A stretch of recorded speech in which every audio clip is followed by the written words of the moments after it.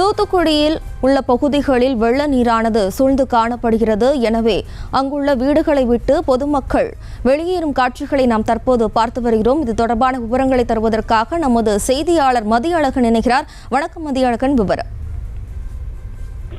தூத்துக்குடியில் ஏற்கனவே இந்திரா நகர் பகுதியில் மிக அதிக அளவில் மழைநீர் தேங்கி இருப்பதை நாம் பார்த்தோம்.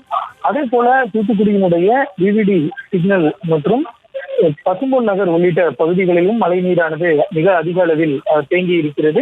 இதன் காரணமாக அந்த பகுதியில் இருக்கக்கூடிய குடியிருப்புகளுக்குள்ளும் மழை நீரானது புகுந்திருக்கிறது. இதனால் தொடர்ச்சியாக அந்த பகுதிகளில் இருக்கக்கூடிய வீடுகளுக்குள் வசிக்க முடியாத நிலையில் இருக்கக்கூடிய மக்கள் ஒருவித பீதியுடனேயே அச்சத்துடன் அங்கிருந்து வீடுகளுக்கு வெளியேறி வருகின்றனர். அவ்வாறு வெளியேறக்கூடிய மக்களும் வெளியில் செல்வது மிகுந்த ஒரு ஆபத்தான நிலையில் உள்ளதால் ஜேசிபி உள்ளிட்ட எந்த இயந்திரம் கிடைக்கிறதோ அது போன்ற ஒரு பாதுகாப்பான வாகனங்கள் மூலம் அந்த பகுதியிலிருந்து வெளியே செல்லக்கூடிய காட்சிகள் பதிவாகி இருக்கிறது.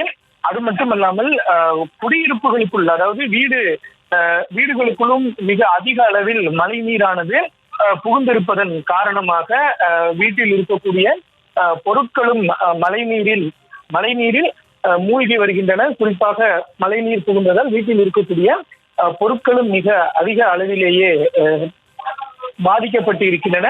தண்ணீரினுடைய அளவும் ஒரு சில இடங்களில் முழங்கால் அளவிற்கும், ஒரு சில இடங்களில் அதற்கு மேலான அளவிலும் தேங்கி நிற்பதன் காரணமாக பொதுமக்கள் வீட்டை விட்டு வெளியேற முயற்சித்தாலும் கூட அவர்கள் பாதுகாப்பான இடங்களுக்கு செல்வது என்பது மிகுந்த ஒரு பாதுகாப்பற்ற விஷயமாக இருக்கிறது. எனவே அவர்களை மீட்கும் நடவடிக்கையில் அவர்களை பத்திரமாக அழைத்து செல்வதில் ஜேசிபி உள்ளிட்ட வாகனங்களும் பேரிடர் மீட்பு படையினரும் ஈடுபட்டு இருக்கிறார்கள்.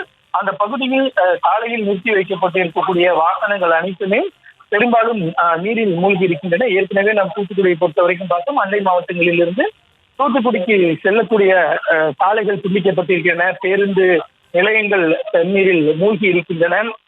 இந்திரா நகர் பகுதி ஏற்கனவே மிக கடுமையான அளவில் பாதிக்கப்பட்டிருப்பதையும் நாம் பதிவு செய்திருந்த நிலையில் விவிடி சிக்னல் மற்றும் பசும்பொன் நகர் உள்ளிட்ட பல்வேறு இடங்களிலும் இதே நிலையை நீடிக்கிறது. குறிப்பாக நீர்நிலைகளில் எவ்வாறு ஒரு தண்ணீர் தேங்கி இருக்குமோ அல்லது நீரினுடைய ஓட்டம் இருக்குமோ அதே போன்ற ஒரு நிலைதான் தூத்துக்குடியினுடைய நகர் பகுதிக்குள் இந்த நிலையானது ஏற்பட்டு இருக்கிறது.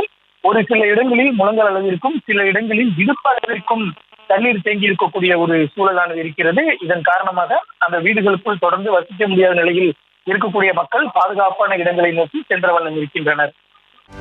செய்திகளை உடனுக்குடனும் துல்லியமாகவும் தெரிந்து கொள்ள சப்ஸ்கிரைப் பண்ணுங்க.